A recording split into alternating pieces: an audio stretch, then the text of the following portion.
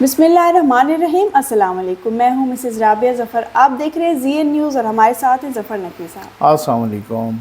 Programme में सबसे पहले बात करेंगे कि ये 30 फरवरी और 6 अरब की करप्शन का क्या मामला है। फिर क्या जरदारी साहब नाराज़ होकर दुबई चले गए, इस पर बात करेंगे। फिर बात करेंगे कि वज़ीर आज़म ने नजम सेठी को क्या टास्क दिया है। और आखिर में तारीख़ रकम हो गई। बहुत बड़ी खुशखबरी है पाकिस्तानी कौम के लिए, ये खुशखबरी क्या है, इस पर बात करेंगे। ये आपकी जो स्टोरीज़ हैं, मैं समझता हूँ कि ये इतनी कड़ाकेदार स्टोरीज़ हैं, हर एक स्टोरी पे एक अलग सी वीडियो बन सकती है। लेकिन सबसे पहले ज़फ़र नकवी वेलफेयर फाउंडेशन की तरफ से यही दुखी इंसानियत को जाना चाहिए कि आप अकेले नहीं हैं, ये पैगाम जाना चाहिए। और दूसरी बात ये है कि हमारे 100 यतीम बच्चों को हमने स्कूल भेजना है। वो टास्क जब कंप्लीट होगा तब हम उनको स्कूल भेजेंगे। और साथ ही अपने कुर्बानी के जानवर जल्दी, आपका बहुत अच्छा रिस्पांस आ रहा है, लेकिन आप जल्दी करें क्योंकि हमारी टीम को बहुत काम करना पड़ रहा है। 200 बेवाओं और यतीम बच्चियों को हमने मशीनें भी, सिलाई मशीनें भी देनी है। हमारा सिलाई सेंटर बन चुका है अल्हम्दुलिल्लाह। ये नंबर डिस्प्ले हो रहा है। अब आप आ जाएँ अपनी स्टोरीज़ पर आने से पहले मैं आपको यहाँ एक वीडियो सुनवाना चाहती हूँ। ये अली मोहम्मद खान साहब का एक क्लिप है। लेकिन जो मियाँ साहब को हथकड़ियाँ पहनाई गई, मैं उसके भी खिलाफ था। मेरा उसका बयान है कि चाहे हमारे उनसे जितना भी सियासी इख्तिलाफ हो, साबिक वज़ीर आज़म थे, उनको हथकड़ी नहीं डालनी चाहिए थी, क्योंकि ये हथकड़ी एक वज़ीर आज़म को नहीं, ये 22 करोड़ आवाम को डाली जाती है। माशाअल्लाह, ये अली मोहम्मद खान है जी हाँ, क्या बात है, तब्दीली है। हाँ, बहुत बड़ी तब्दीली है। यहाँ एक शेर मुझे याद आ रहा है, वो क्या शेर था कि मेरे कत्ल के बाद उसने, कि मेरे कत्ल के बाद उसने जफा से तौबा, हाय उस ज़ूद पशेमा का पशेमा होना। ये अली मोहम्मद खान साहब कह रहे हैं कि नवाज शरीफ को भी हथकड़ी नहीं पहनानी चाहिए थी। जब आप वज़ीर आज़म को हथकड़ी पहनाते हैं तो इसका मतलब है कि आप वज़ीर आज़म को नहीं पहना रहे, बल्कि आप 22 करोड़ आवाम को हथकड़ी पहना रहे हैं। वो ख़ुद हथकड़ी पहन के बैठे थे। यही चीज़ें अगर पहले समझ आ जाती तो आज ये दिन समझ आती है कि नवाज शरीफ साहब ने ठीक कहा था कि मैंने अपना मामला अल्लाह पर छोड़ा। एग्जैक्टली, उन्होंने कहा था कि मैंने अपना मामला अल्लाह पे छोड़ा है। और यही अब आपके सामने सारी चीज़ें आ रही हैं।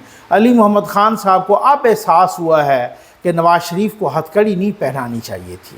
बड़ी बात है भाई। चलें, यहाँ हमें एक और बात भी याद आ रही है कि अली मोहम्मद खान साहब की एक फ़ोटो उन्होंने बनवाई थी एहसन इकबाल साहब के साथ। एग्जैक्टली। तो पीटीआई की तरफ से बड़ा रिएक्शन आया, यूथियों की तरफ से बड़ा रिएक्शन, मतलब नफरतों हाँ, सिर्फ फ़ोटो बनाने पे नफ़रतों के बीज ऐसे बोए गए कि अली मोहम्मद खान ने एहसन इकबाल साहब के साथ एक पता नहीं कोई पिकनिक स्पॉट था, कहाँ पे थे, इस्लामाबाद में या मरी में, तो वो एक फ़ोटो बनाई तो एक तूफ़ान बपा हो गया। जी, इन चोरों के साथ क्यों आपने फ़ोटो बनवाई है, क्यों ऐसा हुआ है? ये ख़ुद खैर मिलते बैठते उठते चाय पीते खाते पीते इकट्ठे थे, लेकिन बाहर आके ऐसा उसको जो है ना एक्सपोजर देना और इस तरीके से यूथियों को बेवकूफ़ बनाना कि जैसे हम तो बिल्कुल इनके को जानी दुश्मन हैं चोरों के, और ये वो चोर और करप्शन और डाकू और ओए करके बोलना, तो ये तरबियत ऐसे तो नहीं हुई इन यूथियों की। इसी तरीके से ये 30 फरवरी के मामले पे आ जाते हैं। सबसे पहले तो 30 फरवरी ये डेट पे भी एक है कि ये 30 फरवरी डेट कहाँ होती है, कैसे होती है। ये क्या मामला है? और ये 6 अरब की करप्शन और ये इमरान खान की बहन और बहनोई के खिलाफ जो मुकदमा बना है। इमरान खान की बहन उज़्मा खान साहबा, गालिबन वो डॉक्टर भी हैं, डॉक्टर उज़्मा खान साहबा, और उनके शौहर नामदार अहद मजीद साहब, उनका यही नाम है गालिबन।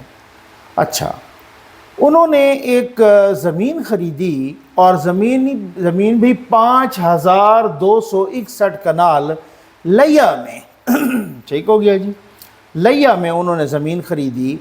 और कहा जा रहा है कि उन्होंने 13 करोड़ में ज़मीन ख़रीदी और एक्चुअली 6 अरब से ज़्यादा की ज़मीन थी और लिया में ख़रीदी।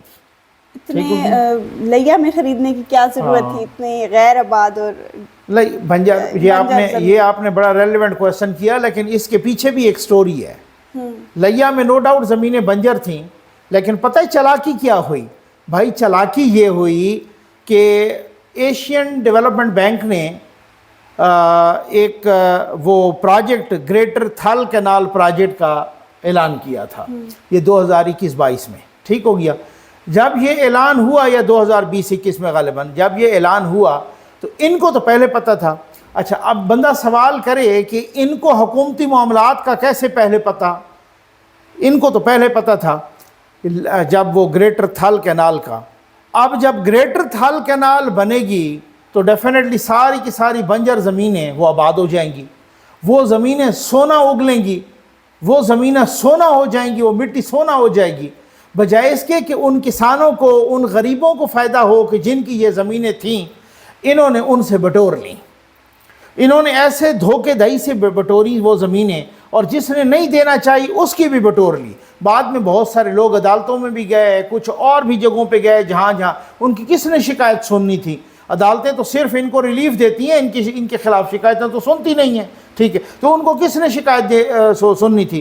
وہ زمینیں انہوں نے بٹور لیں. اب پتہ چلا کہ ان کسانوں سے, غریبوں سے وہ زمینیں بٹوری, کیونکہ ان کو تو پتہ, آپ بددیانتی اور خیانت دیکھیں, ان کو تو پتہ تھا کہ تھل کینال پروجیکٹ ہو گیا ہے اور اب یہ زمینیں سونا بن جائیں گی. تو وہ زمین جو 6 ارب کی تھی اب تو پتہ نہیں 12 ارب کی ہوگی. انہوں نے تو 6 ارب کی زمین 13 کروڑ میں خریدی, اور اب جب وہ تھل کینال پروجیکٹ وہ شروع ہو گیا تو پھر تو آپ کو پتہ ہے کہ وہ پھر جو ہے نا وہ زمین پتہ نہیں ڈبل ٹرپل ہو جائے گی, وہ 18 ارب کی ہو جائے گی. تو یہ اصل چکر اور یہ 30 فروری کا کیا معاملہ ہے؟ یہ اب آپ خود, یہ ہم ان پہ چھوڑتے ہیں اپنے ویورز پہ. ایف آئی آر کٹ گئی ہے عظمیٰ خان کے خلاف بھی اور ان کے شوہر کے خلاف بھی. اس ایف آئی آر میں لکھا ہوا ہے کہ کوئی 2200 اتنے کنال کوئی فلاں تاریخ کو ٹرانسفر ہوئی ہے. اس میں کوئی 303 کے 302 کنال 30 فروری کو ٹرانسفر ہوئی ہے, 30 فروری 2022. اب آپ اندازہ کیجئے فروری کے 28 دن ہوتے ہیں, اور جب لیپ کا سال آتا ہے, ہر 4 سال بعد آتا ہے, تو اس میں 29 دن شامل ہیں. فروری کے کبھی 30 دن نہیں ہوئے, ٹھیک. اب آپ خود انصاف کریں اور آپ یہ کریں کہ یہ پولیس والے نہلے تھے یا یہ کوئی خاموش سہولت کاری ہوئی ہے کہ جب 30 فروری لکھیں گے تو ایف آئی آر پہلی پیشی پہ اڑ جائے گی. کچھ تو ہے نا آج بھی کچھ, اس کا مطلب ہے محکموں میں کوئی ان کے خاموش سہولت کار بیٹھے ہیں نا کہ جس نے 30 فروری کی تاریخ ڈال دی اس ایف آئی آر میں, تو پھر کیا ہے, جس ڈیٹ کو کوئی وجود ہی نہیں ہے. تو یہ اس طرح سے یہ ہوتے رہے ہیں. ایسا کچھ گوادر کے ٹائم پہ بھی ہوا تھا. ایگزیکٹلی گوادر کے ٹائم پہ بھی ہوا تھا. کچھ اشرافیہ نے اسی طرح سے زمینیں وہاں خریدی تھیں, ٹھیک ہے جی, اور وہاں پر لوگوں کو پتہ ہی نہیں تھا یار یہ ہم سے زمینیں کیوں خرید رہے ہیں, اس جنگل میں آ کے زمین کیوں خریدیں گے. تو بعد میں پتہ چلا وہاں پہ تو گوادر جو ہے نا وہ اناؤنس ہو گئی ہے. وہ پہلے پتہ ہوتا نا, وہ مذاکرات چل رہے ہوتے ہیں, یہ وہ ادھر ادھر سارا کچھ وہ چل. اسی طرح سے آپ نے یہ دوسرا پروجیکٹ وہ رنگ روڈ والا, مطلب رنگ روڈ, یہی چیز کہ آپ اس میں زمینوں پر گھما کے رنگ روڈ سٹینڈ, مطلب وہ جتنا کچھ بننا تھا اس پہ دگنا کلومیٹر ہو گئے. کبھی زلفی بخاری کی زمین پہ یوں گھوم رہا ہے, تو کبھی شید ٹلی کی زمین پہ گھوم رہا ہے, کبھی کسی کی زمین پہ, وہ ادھر زمین ہے تو ادھر ہی گھما کے لے, یعنی روٹ ہے نا یوں سیدھا, اور شید ٹلی کی زمین ادھر لگتی ہے تو انہوں نے گھما کے ادھر لے گئے. پاکستان کے ساتھ کیا کیا مذاق ہوتا رہا ہے یہ آپ دیکھ لیں. اچھا یہ زرداری صاحب اچانک دبئی کیوں چلے گئے؟ سننے میں تو آ رہا ہے کہ وہ اپنے آنکھ کے علاج کے لیے گئے ہیں, چیک اپ کے لیے. ہاں چیک اپ پہلے ہو چکا ہے, آپریشن پہلے ہو چکا تھا ان کا, اور اب وہ بھائی روٹین کے چیک اپ کے لیے گئے ہیں. واقعی ایسا ہے یا پھر وہ ناراض؟ ہاں لیکن کچھ لوگ کہہ رہے ہیں کہ کچھ ناراض ہو کے گئے ہیں, اب یہ اللہ بہتر جانتا ہے. کچھ لوگ کہہ رہے ہیں کہ وہ جہانگیر ترین صاحب کی پارٹی بننے سے بھی بہت زیادہ ناراض ہیں. کچھ لوگ کہہ رہے ہیں کچھ الیکشن کے ٹائمنگ پہ بھی کچھ اعتراضات ہیں. وہ خود ذرا قدم جمانا چاہ رہے ہیں پنجاب میں, تو وہاں پر بھی ان کا خیال ہے کہ جناب وہی والی بات کو کوئی میری سہولت کاری کرے تو پھر ہو سکتا ہے وہاں سے ان کو وہ اس طرح کا حوصلہ افزا رسپانس نہ ملا ہو, ٹھیک ہے نا. تو وہ بہت سارے لوگ اب بہت ساری باتیں کر رہے ہیں, تو اب اللہ بہتر جانتا ہے. وہ کہہ رہے ہیں کہ جی واپس وہ 2-4 روز میں آ جائیں گے, تو آ تو جائیں گے, لیکن اب کیا کہہ سکتے ہیں. نجم سیٹھی صاحب کا کیا پھڈا؟ اچھا یہ بھی بڑا پھڈا بڑا عجیب و غریب ہے, اور کچھ لوگ کہہ رہے ہیں کہ اس پھڈے کی وجہ سے وہ گئے ہیں. اس کی وجہ کہ وہ پیپلز پارٹی ذکا اشرف صاحب کو چیئرمین لگانا پی سی بی کا چیئرمین لگانا چاہتی ہے. اور اصل میں آپ کو بتاؤں نا کہ نجم سیٹھی صاحب جس کی وجہ سے چیئرمین لگے, وہ نواز شریف صاحب کی وجہ سے لگے. شہباز شریف صاحب یا موجودہ کابینہ یا یہ وہ لوگ، حالانکہ آپ کو یاد ہوگا کہ خواجہ آصف صاحب نے تو نجم سیٹھی صاحب کی ایک ٹویٹ پہ پوری کلاس لے لی تھی، ٹھیک ہے نا. خیر وہ ٹاپک سے ہم ادھر ادھر ہٹ نہ جائیں. شہباز شریف صاحب اور اس کی کابینہ کی بالکل نہیں بنتی ان کے ساتھ. نواز شریف صاحب کی سفارش پہ ان کو یہاں پہ لگایا گیا یا ان کو کوئی ٹاسک اور دیا گیا. وہ پھر ابھی چیئرمین ہیں پی سی بی کے. تو ابھی بھی کچھ چند روز پہلے ہم دیکھ رہے تھے کہ جگنو محسن صاحبہ پھر لندن گئی ہوئی ہیں، نواز شریف صاحب کے ساتھ ان کی ملاقات بھی تھی. تو وہ بھی شاید اسی وجہ سے. اب پیپلز پارٹی کہہ رہی، میں ان کا وہ وزیر صاحب کا ایک بیان سن رہا تھا جو بین الصوبائی وزیر ہیں ان کے احسان مزاری صاحب، وفاقی وزیر ہیں اور ان کا تعلق پیپلز پارٹی سے ہے. اور وہ کہتے ہیں کہ جب یہ حکومت بن رہی تھی پی ڈی ایم کی اور یہ اتحادیوں کی، تو یہ طے ہوا تھا کہ جس کی جو وزارت ہوگی اور اس سے ریلیٹڈ جو چیزیں ہوں گی اس میں کوئی مداخلت نہیں کرے گا.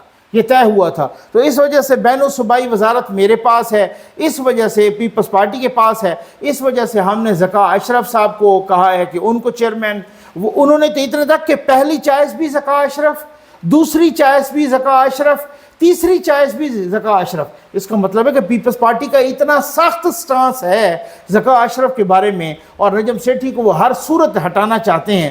اب وزیر اعظم صاحب نے نجم سیٹھی کو ایک مشکل ٹاسک دیا ہے کہ جی آپ زرداری صاحب کو مناؤ اور ان کو قائل کرو. اور زرداری صاحب نے سنا یہی ہے کہ نجم سیٹھی صاحب کو ملاقات کا ٹائم بھی نہیں دیا. تو نجم سیٹھی صاحب اس وقت مشکل میں ہیں کہ جناب اب وہ دیکھتے ہیں کہ وہ قائم رہ پاتے ہیں یا نہیں. پیپلز پارٹی ڈٹ گئی ہے کہ نہیں جی ذکا اشرف صاحب کو پی سی بی کا چیئرمین بنایا جائے. تو یہ وہ ٹاسک ہے جو وزیر اعظم صاحب نے دیا ہے نجم سیٹھی صاحب کو.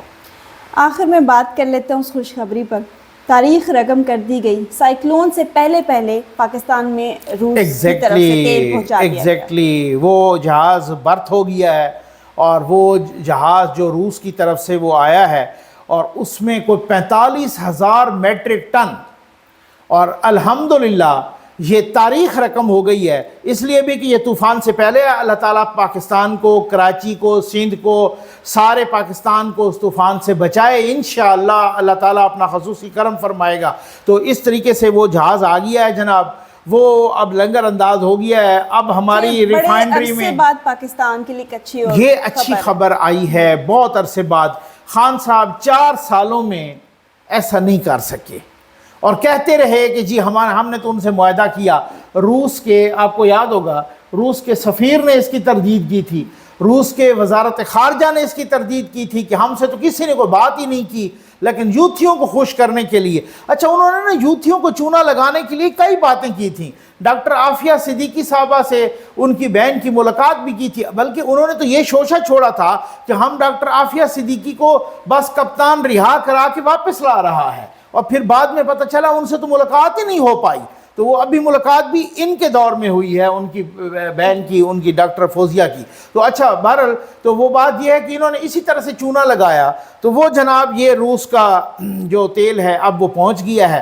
اب کہہ رہے ہیں، مصدق ملک صاحب بتا رہے تھے کہ یہ ہمیں بہت سستا ملا ہے، جو بین الاقوامی منڈی میں جو ریٹ چل رہا ہے اس کی نسبت بہت. کہتے ہیں میں بتانے کے لیے میں قیمتوں میں کتنا فرق آئے گا اور یہ کتنا فائدہ مند ہے پاکستان؟ میرا خیال ہے یہی کہ مصدق جی بالکل آئیں گی. ابھی ریسنٹلی وہ بتا رہے ہیں کہ تقریباً کوئی 22-25 روپے فی لیٹر. ابھی مصدق ملک صاحب بتا رہے تھے کہ ابھی جو ہے صورتحال جو باقی ہے، اگلا جہاز وہ تقریباً آ جائے گا غالباً ہفتہ 10 دن بعد، اور اگلا جہاز بھی آ جائے گا. تو اب یہ بہت اچھی خبر ہے، اور میں سمجھتا ہوں کہ میں میرٹ پہ کہوں گا کہ اس کا سب سے زیادہ فائدہ نون لیگ کو جانا ہے، حکومت کو جاتا ہے. لیکن نون لیگ کو کیوں میں کہہ رہا ہوں؟ مصدق، آپ کو یاد ہے مصدق ملک صاحب نے اناؤنس کیا تھا کہ جی یہ جو تیل ہے انشاءاللہ ہماری روس سے بات ہو گئی ہے اور یہ تیل ہم خرید رہے ہیں. بلاول بھٹو زرداری صاحب ان دنوں واشنگٹن میں تھے، انہوں نے ایک سٹیٹمنٹ دیا تھا کہ ہم تو کوئی خرید نہیں رہے تیل، ہمیں تو سوٹ ہی نہیں کرتا، ہمارے پاس تو وہ ریفائنڈری نہیں ہے جو روس کے تیل کو صاف کر سکے. آپ کو یاد ہوگا، ٹھیک ہے. بلاول صاحب نے یہ بیان کیوں دیا تھا آپ بہت سمجھدار ہیں، کیا امریکہ کو خوش کرنے کے لیے دیا تھا امریکہ میں بیٹھ کے؟ ایسا تو ہو نہیں سکتا کہ اتنی بڑی مس کمیونیکیشن ہو، اتنی لیک آف کوآرڈینیشن ہو، اتنا دو وزیروں کے درمیان رابطہ ہی نہ ہو، وہ بھی کابینہ کے اندر بیٹھتے ہیں، کابینہ کے فیصلے کے بغیر تو یہ ہو نہیں سکتا، اور وزیر خارجہ کہہ رہا ہو کہ ہم تو تیل نہ خریدنا ہے اور نہ ہی خرید رہے ہیں، وہ تو ہمیں سوٹ ہی نہیں کرتا۔ یہ چکر کیا ہے؟ اب نون لیگ لے آئی ہے وہ تیل روس سے، وہ اور ہماری ریفائنری میں چلا جائے گا، اور انشاءاللہ اس میں قیمتوں میں اچھا خاصا انڈسٹریز کے حوالے سے بھی، زر مبادلہ کے حوالے سے بھی، ہر حوالے سے ہمیں فائدہ ہوگا۔ طوفان سے پہلے آ گیا ہے انشاءاللہ، بہت اچھی خبر ہے، بہت زبردست خبر ہے۔ تاریخ میں پہلی دفعہ ایسا ہوا ہے کہ روس سے ہم نے تیل اور خام تیل، اب یہ صاف بھی ہوگا، اب استعمال بھی ہوگا، غریبوں کو فائدہ بھی ہوگا، اور انشاءاللہ اچھی خبریں اور بھی بہت ساری آئیں گی۔ اس کے ساتھ ہی ہمارے پروگرام کا وقت ختم ہوا جاتا ہے۔ امید ہے آپ کو آج کا پروگرام پسند آئے گا۔ اپنا فیڈ بیک ضرور دیجیے گا۔ اللہ حافظ۔